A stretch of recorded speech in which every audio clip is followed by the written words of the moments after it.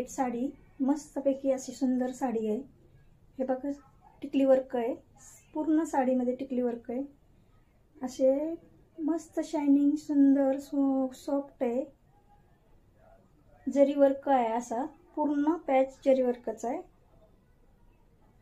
आणि खालून असा गोट आहे, टिकली वर्क आणि बारीक पाइपिंग गोट आहे। बघू शकता तुम्ही किती सुंदर साडी आहे, तुम्ही कुठं पण वेअर करू शकता।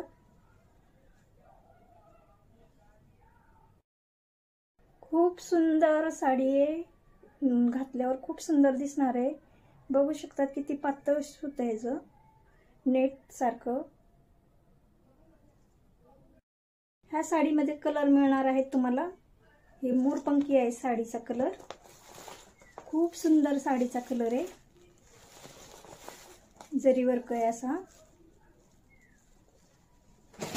दुसरा जाणार आहे शेवळा कलर, मेहंदी कलर। पटपट सांगा कोणची पसंत पडते ते स्क्रीनशॉट घ्या। आणि तिसरा जाणार आहे ग्रीन कलर। ग्रीन कलर पण खूप सुंदर दिसतोय।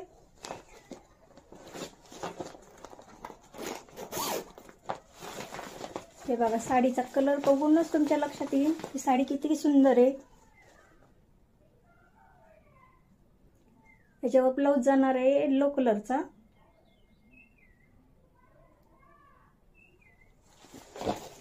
सर्वांनी JS कलेक्शनना सपोर्ट करा।